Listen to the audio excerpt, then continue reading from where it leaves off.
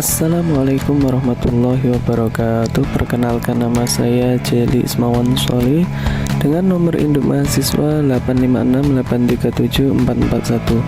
Pada kesempatan hari ini saya akan mengerjakan tugas mata kuliah praktikum IPA di SD, yaitu dengan judul gaya. Gaya adalah besaran yang punya besar dan arah yang bisa menyebabkan benda diam menjadi bergerak atau sebaliknya. Yang pertama, gaya listrik statis.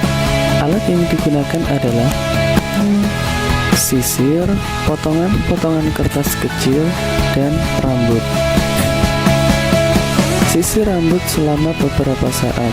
Tujuannya adalah untuk memindahkan muatan listrik sehingga sisir menjadi bermuatan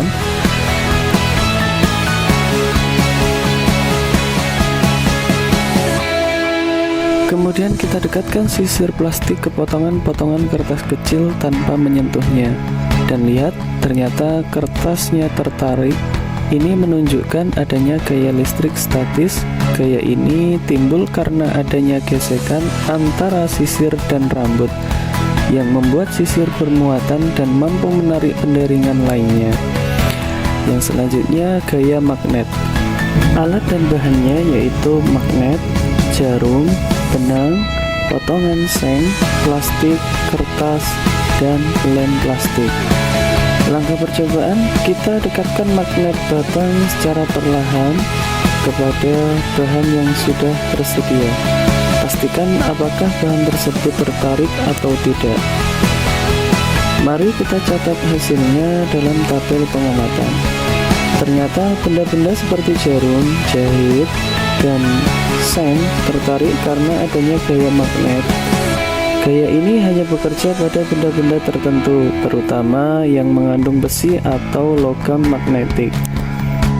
Yang selanjutnya adalah gaya gesek. Alat yang digunakan: satu batang kayu, neraca pegas, dan meja.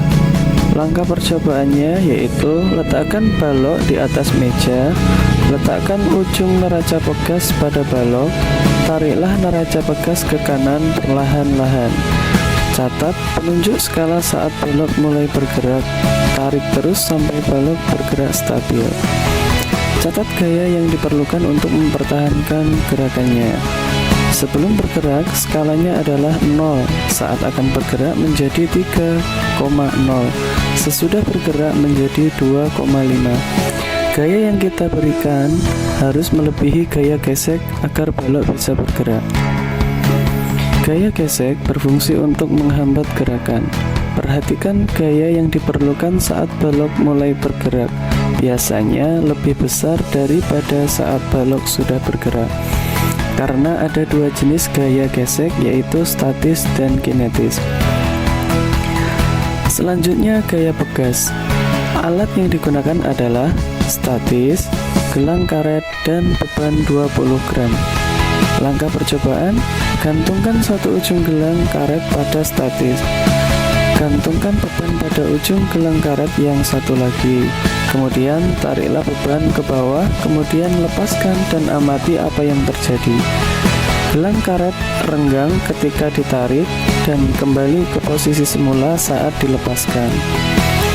Membuat beban bergerak naik turun saja.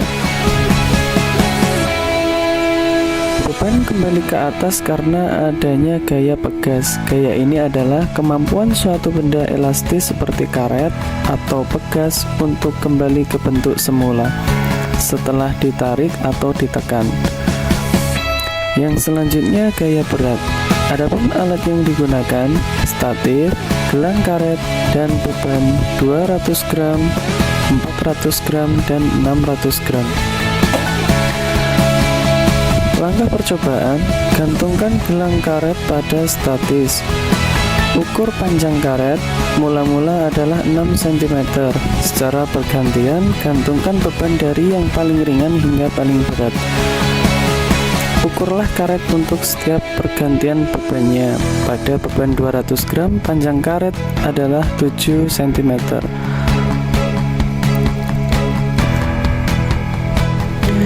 Pada beban 400 gram, panjang karet adalah 23 cm. Dan pada beban 600 gram, panjang karet adalah 29 cm. Semakin besar massa beban, semakin panjang gelang karet merenggang. Ini menunjukkan adanya gaya berat atau gaya gravitasi yang menarik beban ke bawah. Gaya berat sebanding dengan massa benda. Semakin besar gaya berat, maka semakin besar pula renggangan karet.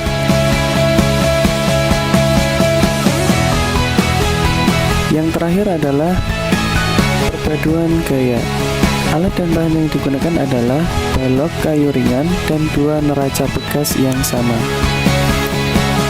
Langkah percobaan, ambil balok kayu, hubungkan kedua ujung balok dengan masing-masing neraca bekas sehingga kedua neraca menarik balok dalam arah yang berlawanan.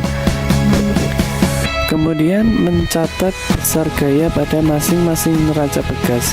Hasil menunjukkan bahwa gaya yang bekerja pada neraca 1 dan neraca 2 adalah sama besar saat balok diam. Ketika sebuah benda ditarik oleh beberapa gaya tetapi tetap diam, ini berarti resultan gaya-gaya yang bekerja pada benda tersebut adalah 0. Gaya pada neraca 1 berlawanan arah dan sama besar dengan gaya pada neraca 2, sehingga gaya-gaya ini saling meniadakan atau berpadu menjadi 0.